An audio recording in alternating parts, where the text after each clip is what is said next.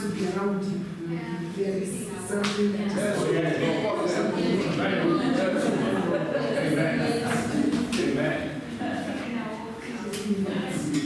my reflection was about habits. And for me, I was like, I don't want to do another training. Then I have a lot of stuff in my head. What are the things I can do in my life practically? So there's a place where it says, what daily changes can you make to better utilize your time? Something that you can change. So I did try to do something different yesterday.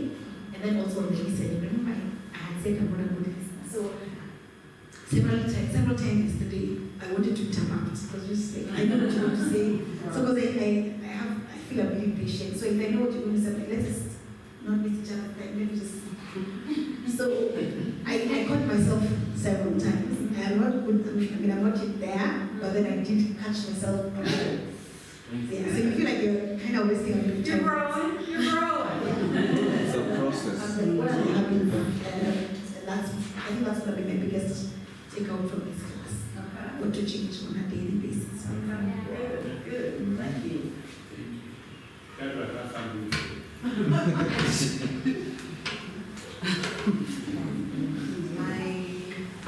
If I can put words to the visual statement, I would say to be a woman that honors God, to see the good in others and to draw that without. Amen.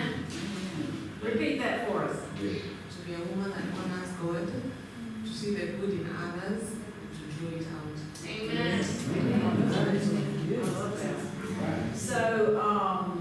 So your mission statement, I don't think I covered this, your mission statement or purpose statement or creed, that never changes because that's what's that's the assignment that God's given you to do. Okay? So the same with your church. Whatever your mission is that God's given your church, that is the mission you're to stay on. Now your vision may change. Okay? You may want to grow the church or grow your business or, so the vision may change, but the mission, your mission remains the same. Okay? So good. Can't wait to see 10, 15, 20 years from now where that's taking you. That's awesome. I see another hand, Maria in the back. Yeah. Okay, don't need the microphone.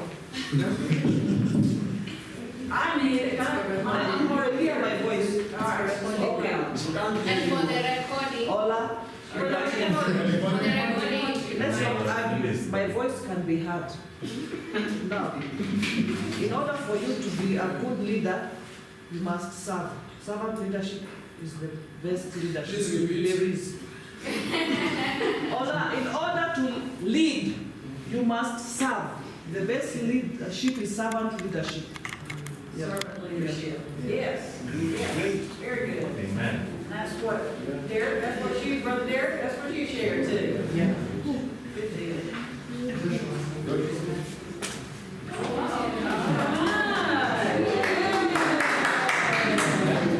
I love it when the quiet people speak. Means a question. Myself, like I said, it's 72. How you can be able to give us that? 72. Yeah. Okay, your climate or environment for growth. Yeah. Okay. Can you assist in the way you can be able to be able to give us some assistance? Some assistance. Yeah. Now we can fit it out. Oh, the stop and assess? Yes. Okay, I'm sorry. Okay, this is a good time for you to stop and make a game plan, design a chart that portrays growth. Use the 10 growth environment enhancers, which are up there. So I would, maybe write those here. Those 10 are. Guys, one to chart your current growth and one to chart your ideal growth. So assess yourself. The way I'm reading that, y'all help me, okay? I'm teachable. I will write that out Are you a 10 in that area right now? So that means, are you doing that, like, is that environment that you're in right now? Are others ahead of you? If so, then that's a 10, okay?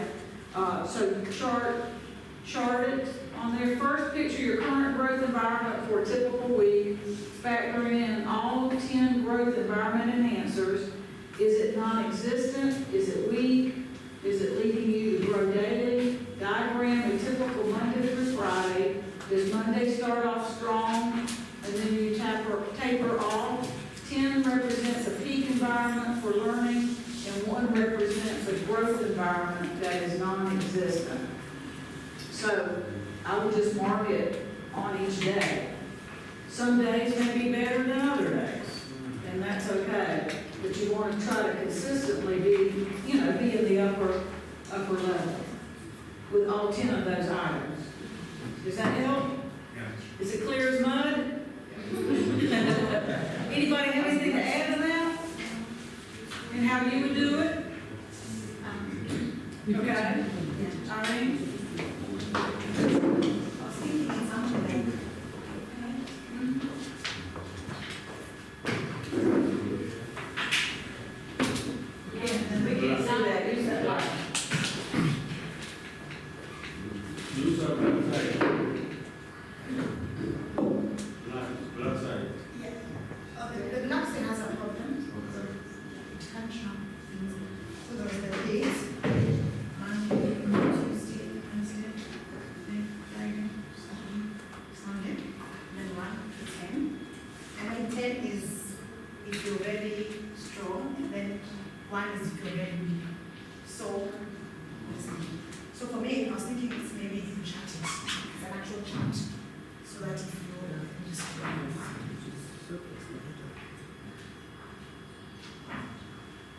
So when you look at the growth factors, the 10 of them, in terms of the environment you're going to be challenged, all of them, other than growing, you don't fear failure.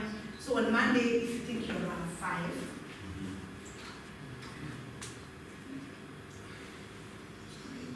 just want you to see.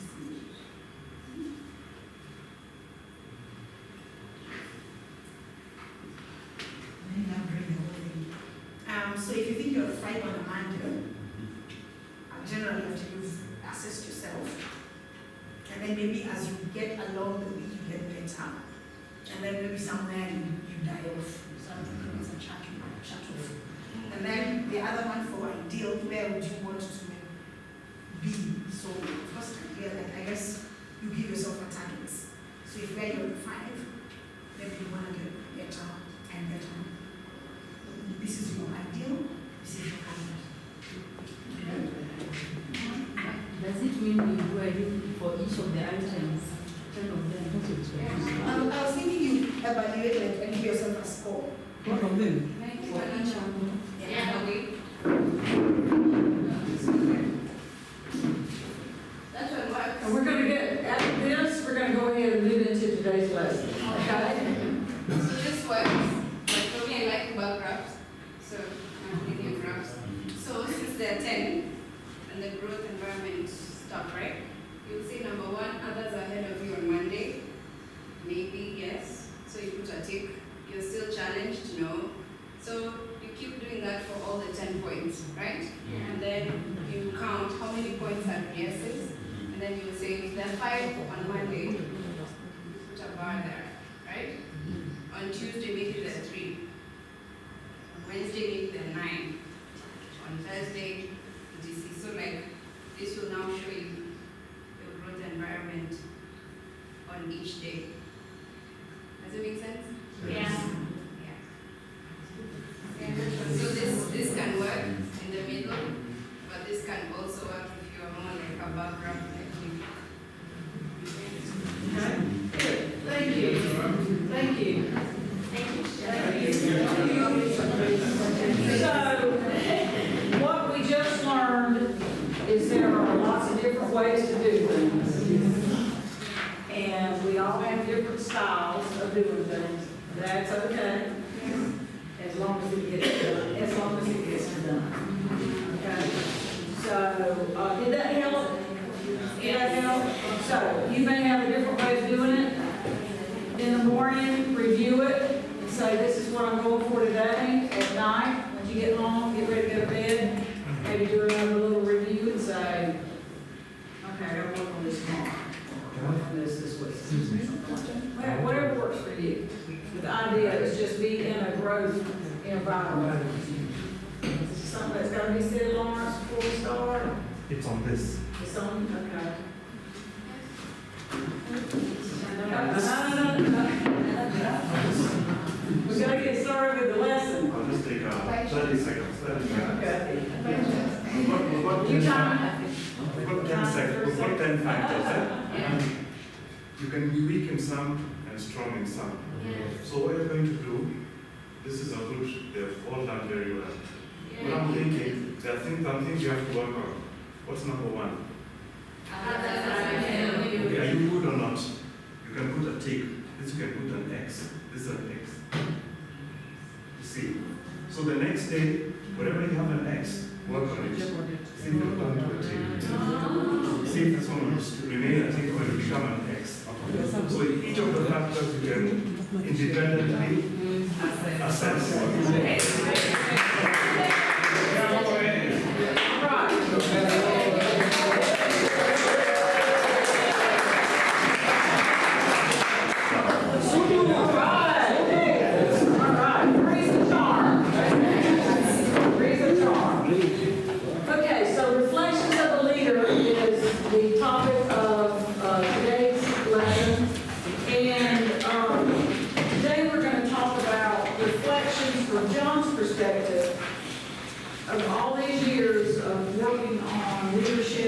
Growing himself, growing his team.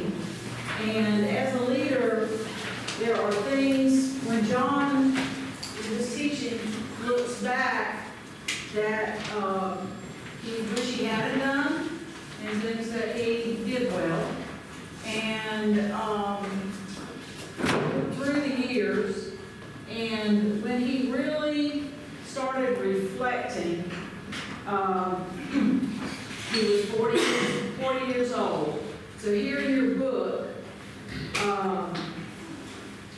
he kind of gives a little summary of where he was at age 40, which was 1987.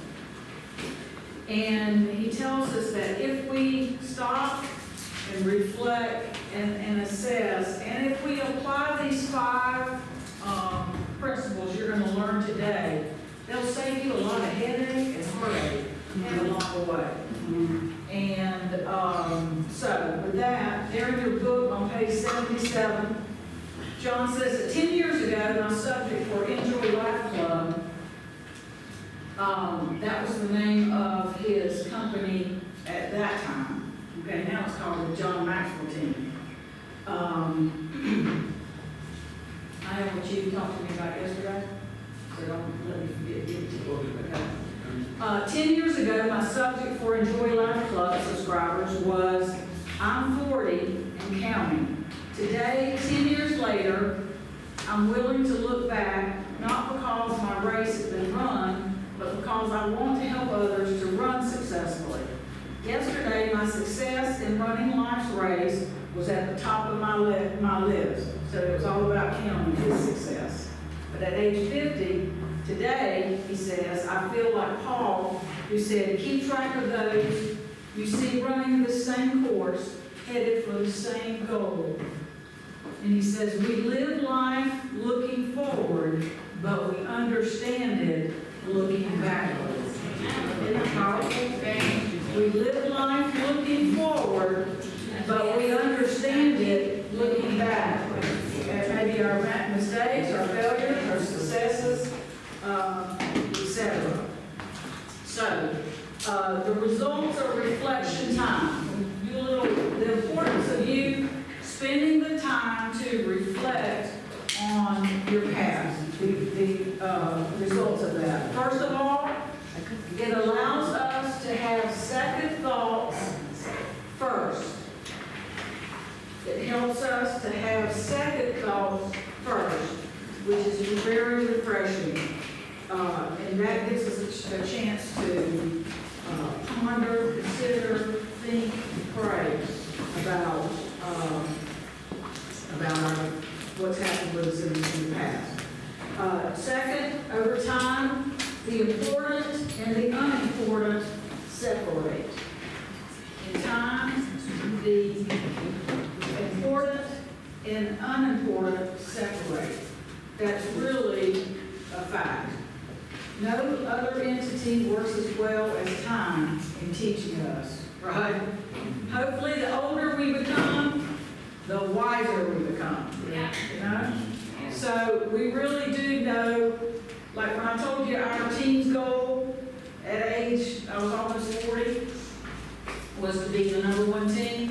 Now looking back, reflecting, that was pretty, I don't know, selfish or something. I just don't feel good about it now because I've grown, and I felt good about the fact that we accomplished it, okay? But life is so much more than being #1.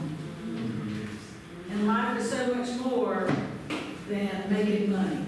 It's about making a difference. Yes. You know? But that was, we were young, and that was, so that's a reflection of mine, looking back. And then number 3 is only time will allow us to journey from the know-how of leadership to the know-why of leadership. To the know-why of leadership. And the application of important principles there in your book becomes actual understanding. In fact, I want to share with you now 5 stages of leadership knowledge. 5 stages of leadership knowledge, and then we're going to get into the reflections. Okay? So, the first stage of leadership knowledge, and this is what John found his when he was 40. Okay? So he was younger, maybe less wise.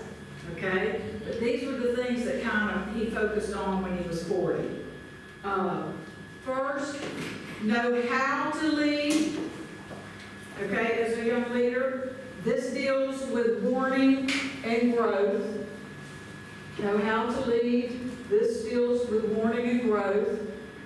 The next stage after that was know who to lead.